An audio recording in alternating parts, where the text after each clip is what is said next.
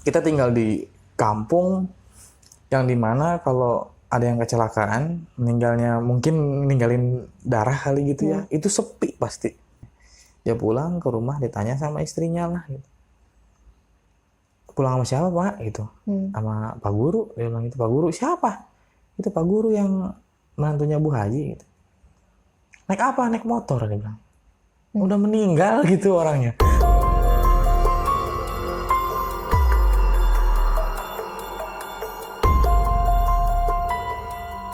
Assalamualaikum warahmatullahi wabarakatuh. Selamat datang kembali di malam Jumat Miku guys. Kali ini kita akan bahas-bahas cerita horor lagi. Dan malam ini gue ditemani dengan Bapak Robi. Dengan Bapak ketuaan. Apa? Om. Gimana? Apa kabar Bi? Alhamdulillah baik. Sibuk apa sekarang? Sibuk ya setiap hari biasalah di sekolahan paling. Oh masih ngajar ya? Masih ngajar. Udah katanya kemarin terakhir jadi musisi. Ya cabutan lah itu ya. Biasa cabutan aja hobi. Oke, di sini aku mau meminta, katanya nih lu punya cerita mistis yang apa ya, orang bilang tuh kalau dikorelasikan ada hubungannya dengan misteri. Ya, ini yang gue alamin dari bokap sendiri sih, dari almarhum ayah. Boleh diceritain?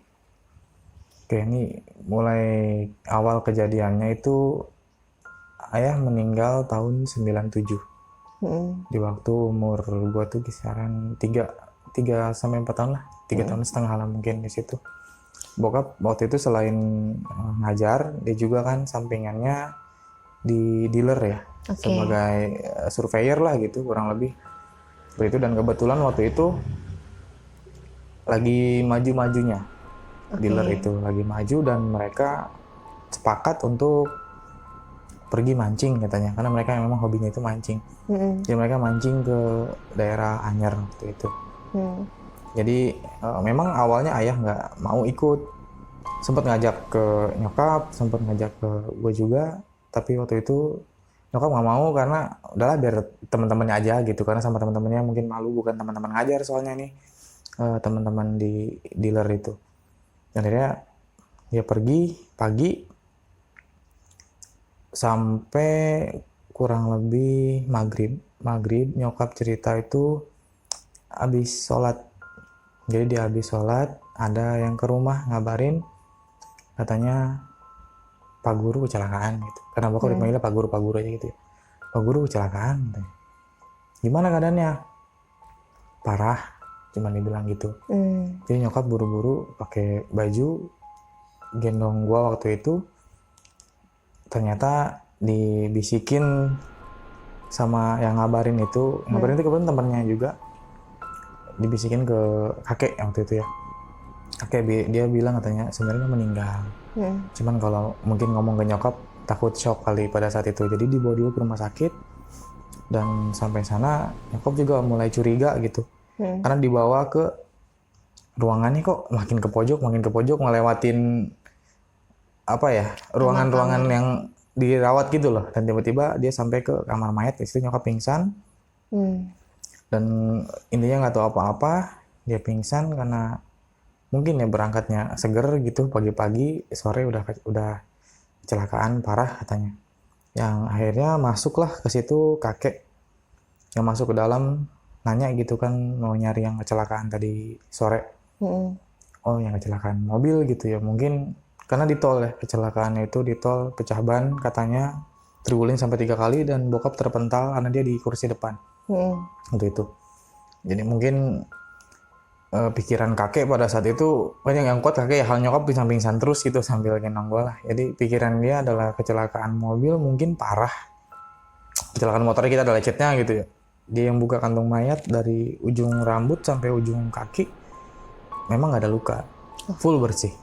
Kok aneh? Iya, jadi kata yang penjaga mayatnya, ini Pak di kepala lukanya gitu. Kepala bagian belakang. Jadi dilihat tuh memang agak pecah gitu ya, belakang itu dua garis itu. Dan akhirnya ya udah kita mutusin untuk langsung dibawa mungkin karena pada saat itu takut kali ya, namanya kecelakaan masih seger gitu. Kita buru-buru untuk bawa pulang, ngurus administrasi segala macam, nyokap pulang duluan. Dan akhirnya bokap dibawa sampai rumah. Itu kejadian malam Jumat, hari Kamis sore. Jadi malam Jumat itu bokap dibawa pulang sampai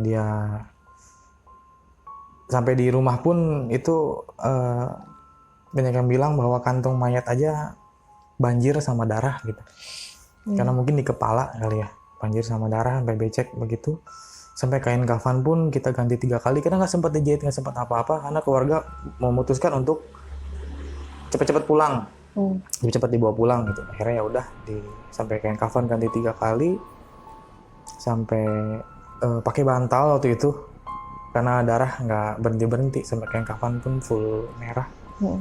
Dan mungkin pada saat itu gue belum ngerti apa-apa gitu ya. Dan ini dimulai dari hari pertama. Karena hari pertama itu yang kebetulan gue masih kecil gitu ya, ini cerita-cerita mereka yang pada saat itu mengalami lah gitu. Jadi ada saudara lah, mungkin masih saudara ke bokap. Jadi di kamar mandi, karena pada saat itu yang dibawa pulang kan jaketnya duluan. Yang dibawa pulang, yang dilihat itu dia pikir mungkin namanya orang udah tua kali, matanya agak rabun. Yang dilihat dia itu jaket gitu, di kamar mandi jaket. Ternyata di situ ayah yang dia lihat gitu. Akhirnya dia milas tuh. Ayah lagi diem diri aja di kamar mandi. Itu udah hari pertama gitu ya. Kita tinggal di kampung yang dimana kalau ada yang kecelakaan, ninggalin darah kali gitu ya, itu sepi pasti. Kenapa? Full takut mungkin ya.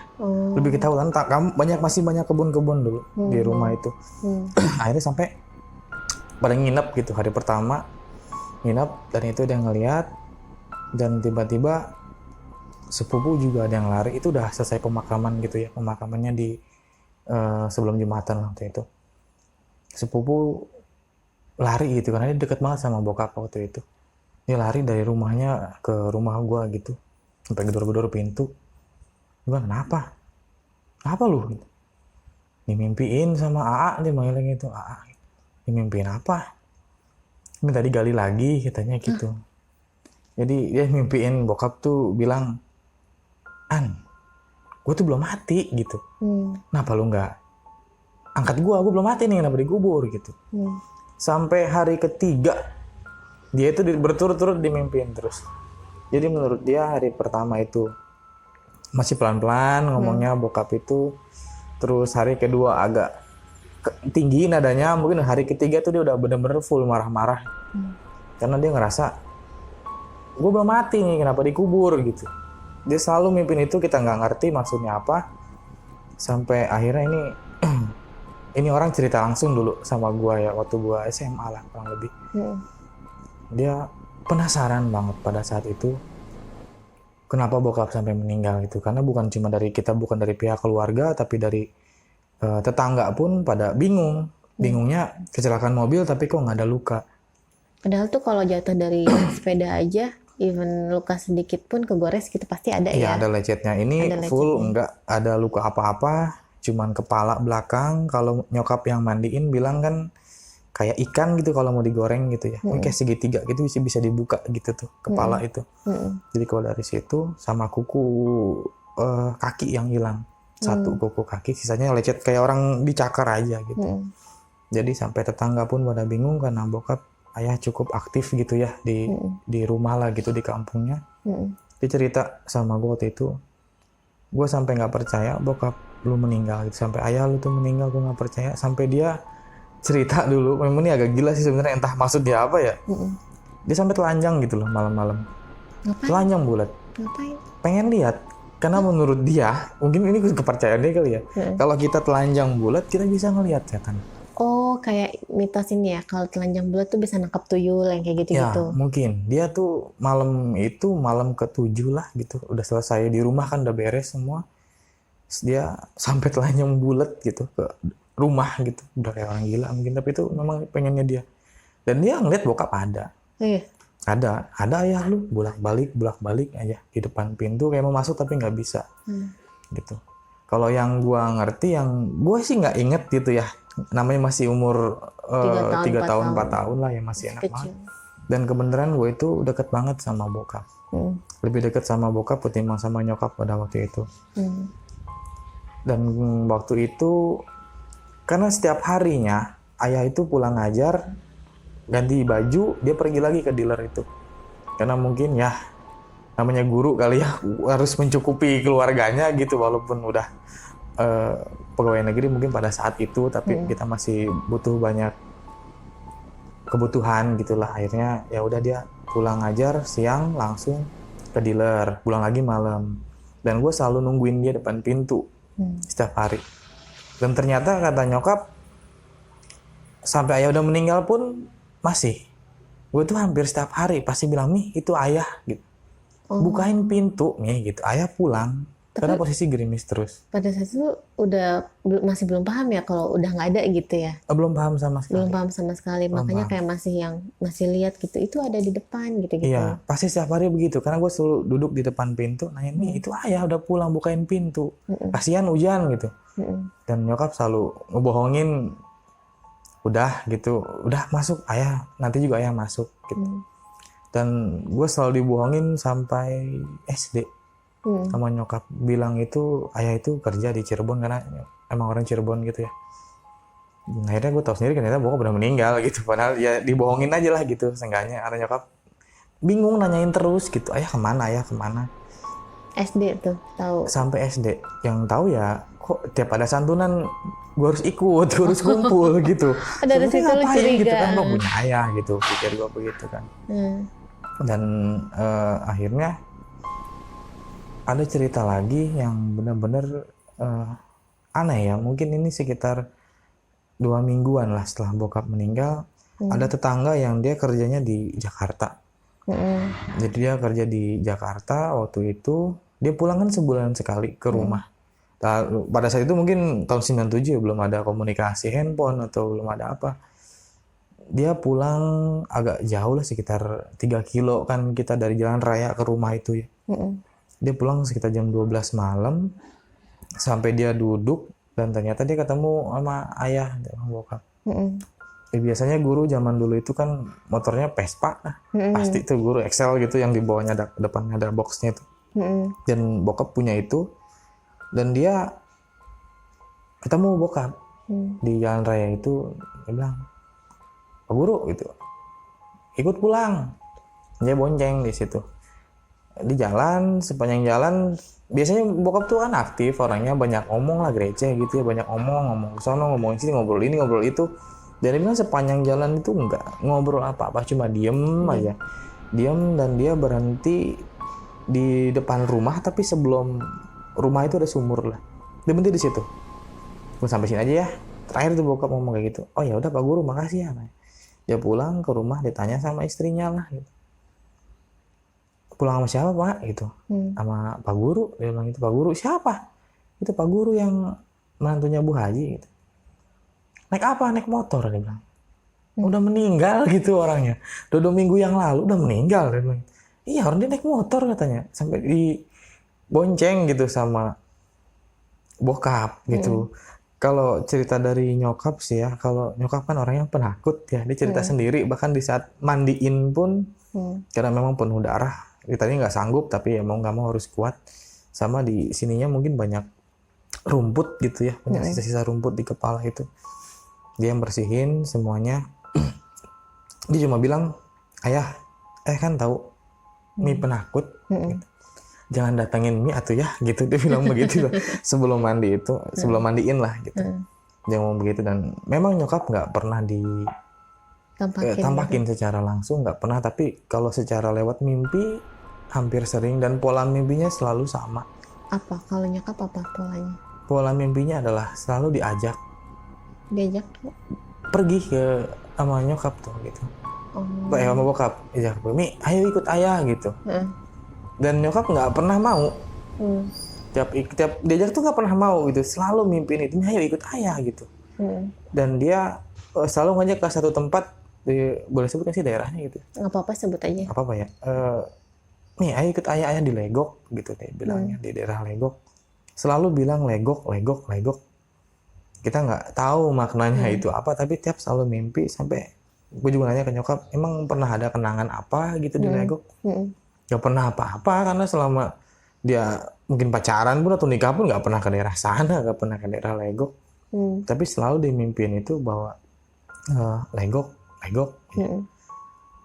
Dan kita juga masih nggak tahu gitu, terutama gue sendiri yang mungkin akhirnya dewasa menyadari bahwa mungkin ada sesuatu yang salah gitu, sesuatu yang ganjil karena semua serba katanya.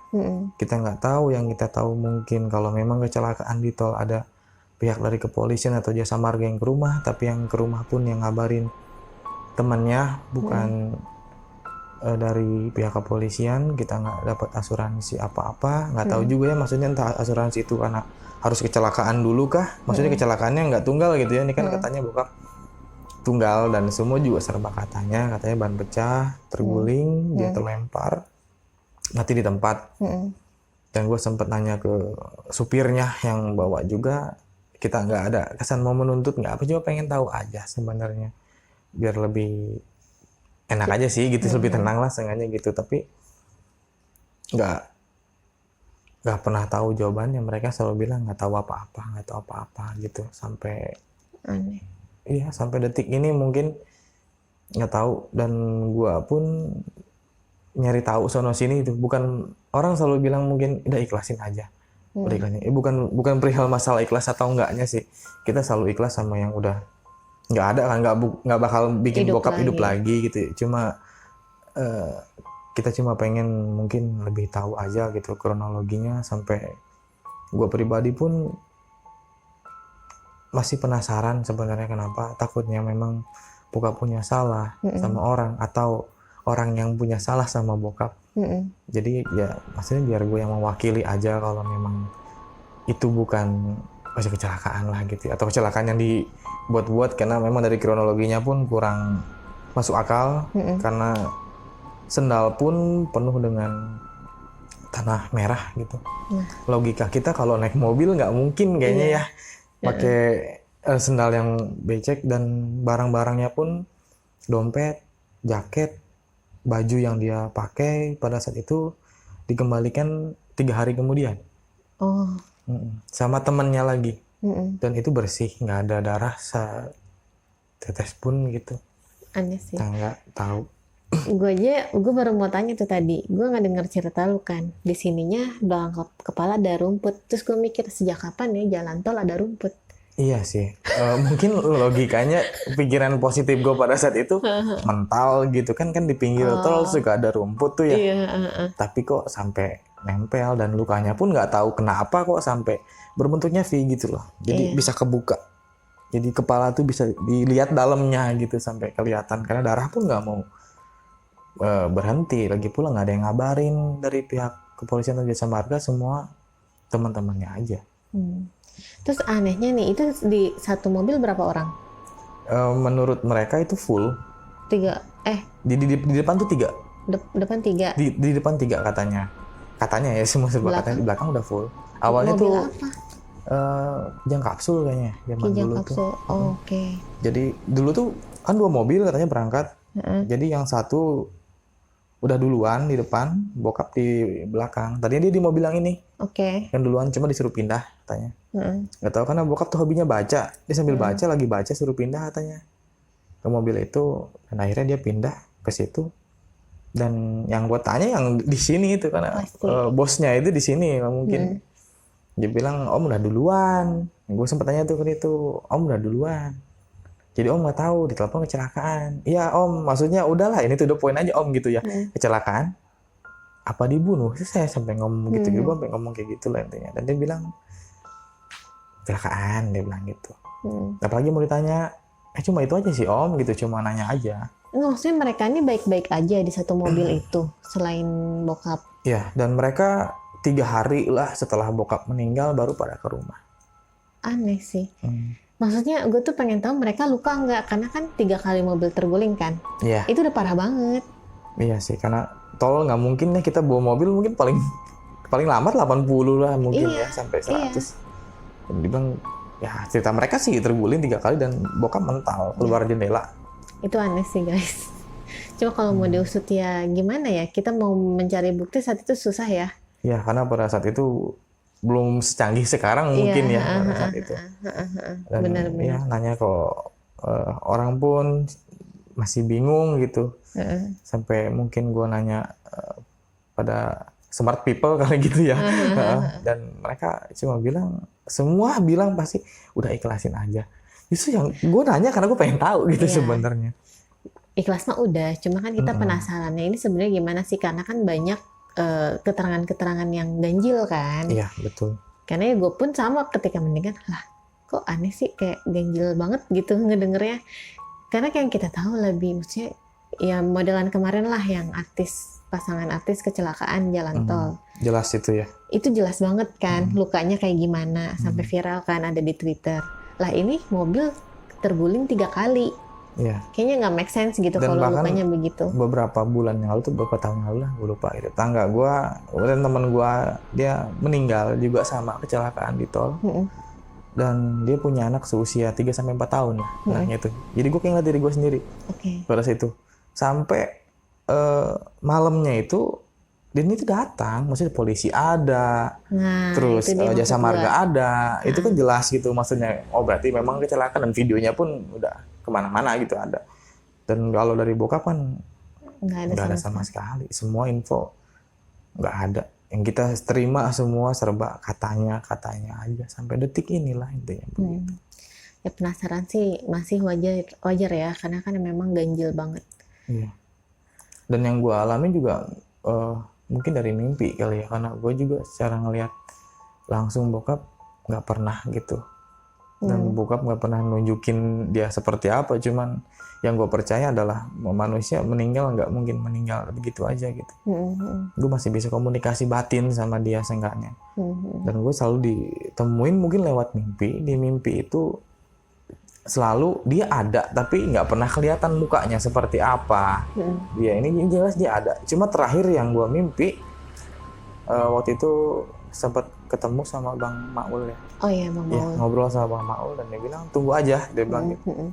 Dan sempat mimpi pada malamnya.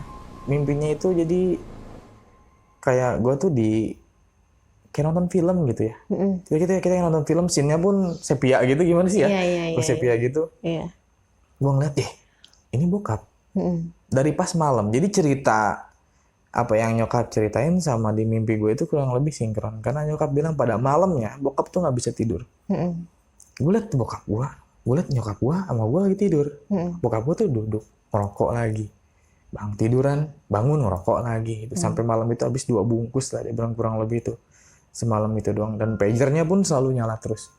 Nyokap nggak ngerti dulu cara menggunakan pager tuh kayak gimana gitu. Pager nyala terus.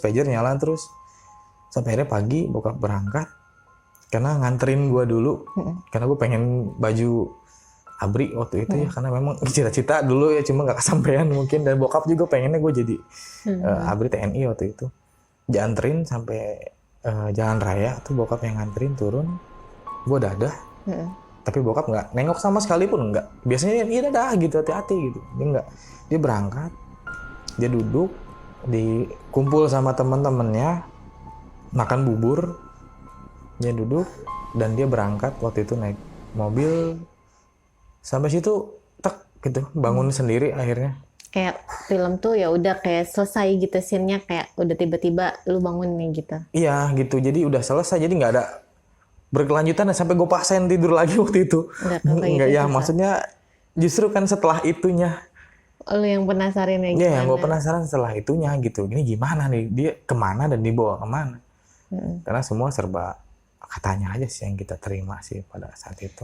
Iya, beda halnya kejadian itu ketika lu sudah paham lah ya, sudah dewasa gitu kan. Bisa kita selidiki kan. Betul. Tapi kalau gimana ya, zaman dulu susah juga sih. Tahun 97 ya? 97, karena banyak apa ya, karena pada saat itu kejahatan asuransi pun lagi naik-naiknya. Terus mungkin ya kita nggak tahu ya, karena yang gue baca gitu 97 kasusnya mungkin pencurian organ tubuh lah, yang asuransi. Yang paling banyak tuh kasus asuransi yang banyak gue lihat itu. Kita sih bukannya seuzon atau gimana, tapi semua kan serba katanya. Kita nggak pernah tahu. Terus dari sisi gue nih ketika mendengar cerita itu kayak ada tanda-tanda gitu, kayak misal gue nih ada yang mimpi tetangga lu tuh, yang gue nih belum meninggal, jangan kubur atau apa tuh tadi ya? Jangan dikubur dulu. Jangan dikubur dulu. Itu bisa jadi satu tanda, apa ya kalau istilah sekarang tuh otopsi gitu. Ya. Gali lagi otopsi gitu, Bi. Mungkin ya itu kayak tanda-tanda. Nah terus mimpi nyokap lu yang ayo ikut kelegok. Andai nyokap lu mimpi itu lagi terus dia mengatakan iya ikut, apakah dia akan dibawa lagi kah kayak scene yang lu bilang? Apakah nyokap lu akan melihat scene lagi gitu kan? Oh ternyata dibawa kelegok. Itu jadi nemu alurnya gitu, Bi. Andai ya. Tapi ya Allahualam juga sih, karena kan nyokap selalu bilang nggak mau. Karena nyokap takut, karena dia bilang nggak, takutnya kalau diajak sama orang yang udah meninggal, ntar gue ikut meninggal lagi. Nyokap tuh selalu berpikiran seperti itu. Dia selalu ketemunya scene-nya ya dengan bokap yang terakhir kali dia ketemu gitu. Maksudnya ya memang mungkin cerita dari nyokap sih kalau akhir-akhirnya memang kalau orang meninggal mungkin ada aja gitu kali ya. Yang dipikirin dia cerita terakhir bokap tuh nggak romantis ya. Biasa aja lah gitu. Terakhir dia ngasih cincin waktu itu, dia makan kita bertiga gitu, diajak makan, ngasih cincin, bilang simpen aja Mi gitu, cincinnya ya udah temen-temenan gitu ya. Dan besoknya ya itu kecelakaannya itu. Sampai paginya semir, nyokap tuh biasa kalau bokap mau ngajar pasti disemirin dulu sepatunya. Ya semir abis, nggak usah Mi lah, nggak bakal dipakai lagi dia bilang. Ternyata ya benar, mungkin nggak selamanya nggak dipakai lagi. Ya mungkin yang anehnya cuma itu, pergi seger, pulang-pulang nggak ada gitu. Sampai kalau masalah otopsi waktu itu memang dari Uwa ya yang pengen banget diotopsi pada saat itu, karena nggak terima, aneh gitu kok. Iyalah pasti. Adik gue meninggal, tapi kok orangnya pada kemana ini? Gitu, teman-temannya pada nggak ada. Pada hilang. Sedangkan barang-barang dikasih 3 hari kemudian, kan aneh sih.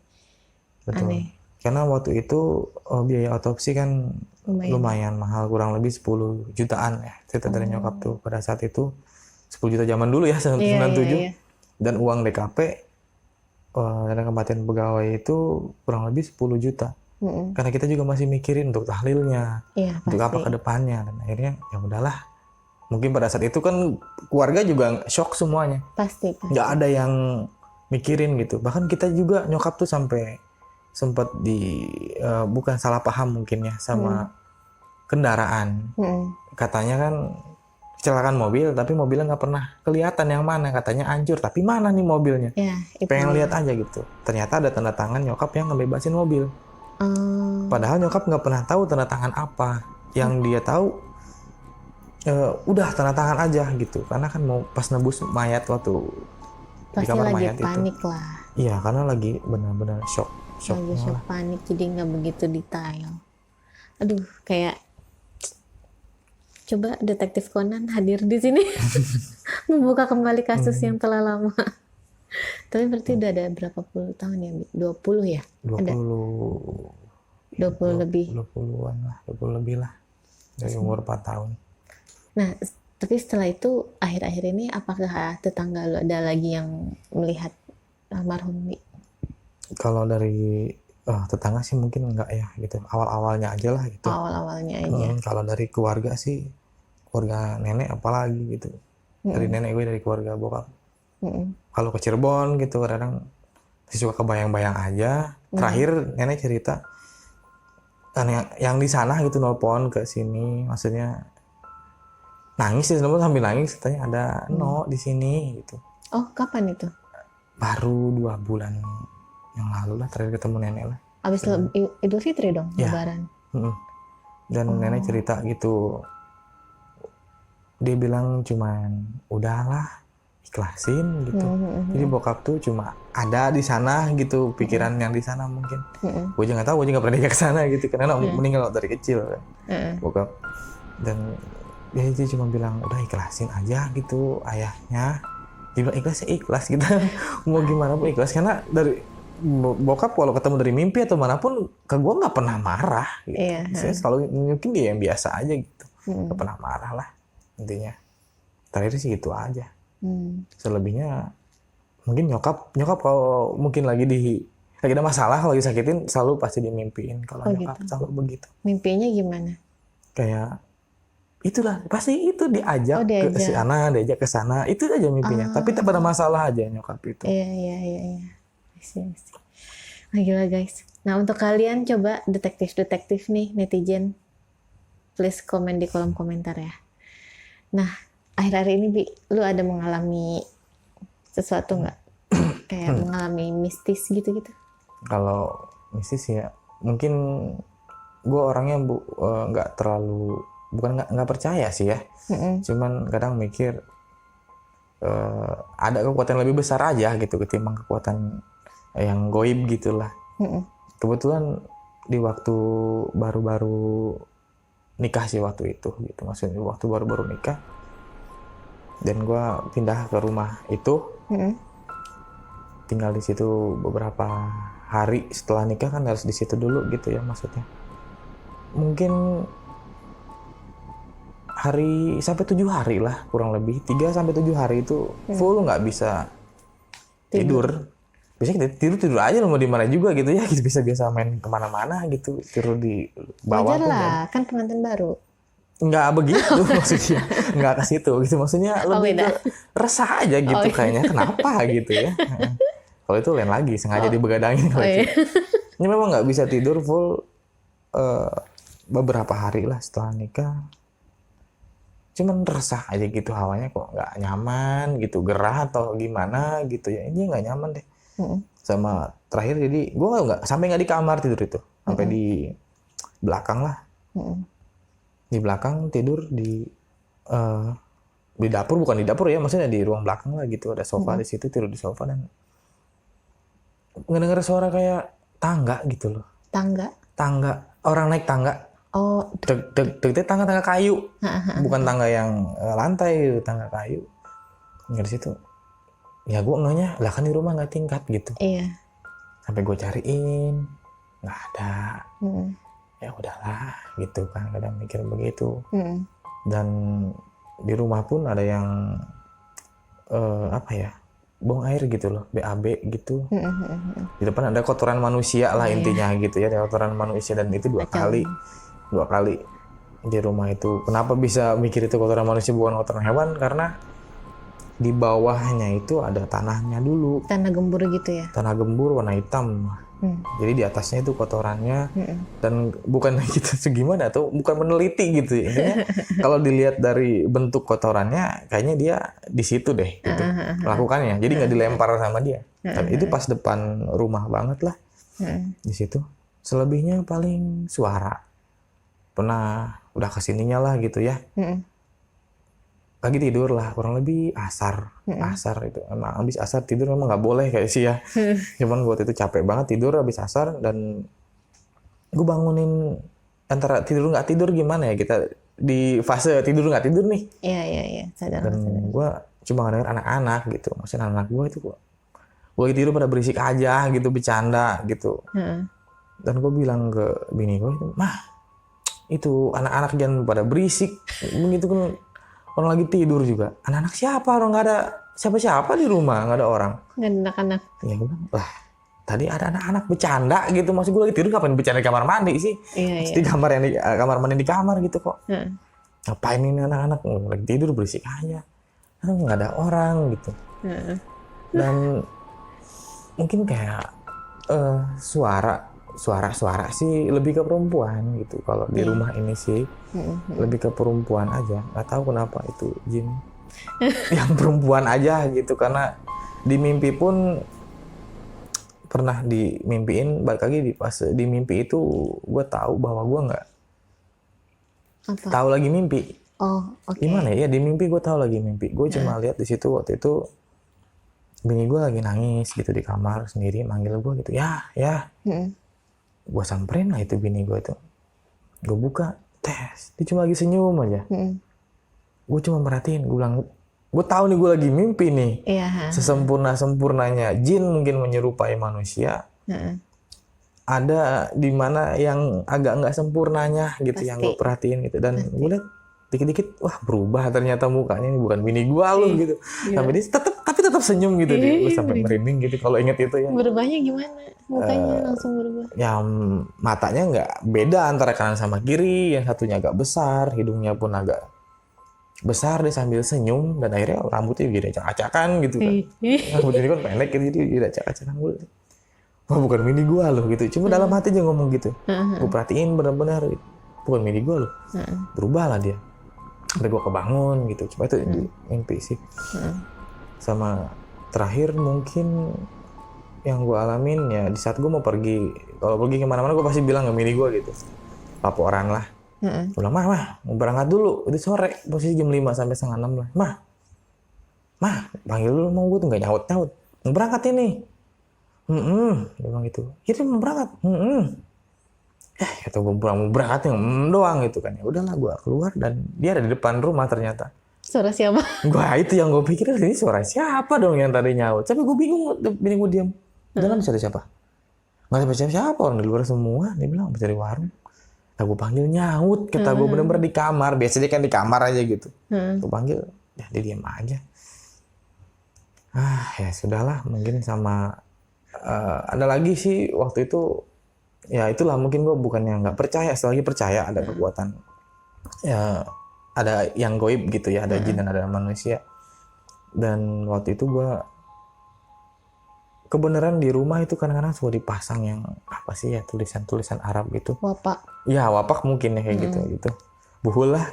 Gue inget temen gue kuliah gitu, dia selalu bilang bahwa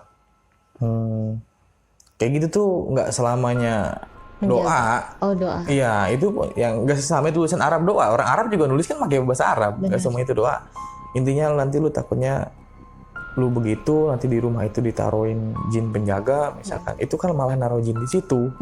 Udah buang aja. Ya gue turutin lah, gue buang, gue kumpulin dan gue bakar pada saat itu. Dan semalaman itu gue nggak bisa tidur, badan panas, dingin setengah doang badan, semalaman lah pokoknya itu sakit. Sampai gue telepon teman gue lagi, gue tanya, gue gimana nih, gue bilang gitu, gue abis ngelakuin apa yang lu suruh, gue bilang gue jadi begini. Jadi dia cuma ketawa gitu, dan dia bilang, lu ngebentengin diri lu nggak? Dengan cara apa? Baca bismillah dulu apa? Baca, gue bismillah, ayat kursi gue baca. Ya nggak apa-apa, wajar namanya. Dia bilang, ada orang punya rumah, rumahnya lu hancurin, lu bakal dikejar mau gimana juga sama orang gitu, ya lu kuat-kuatin aja lah. Dan waktu itu sih sering lah gitu di rumah denger yang suara perempuan, anak kecil. Tapi gue nggak tahu ya maksudnya itu apakah, bikin gue nggak betah kah di sini.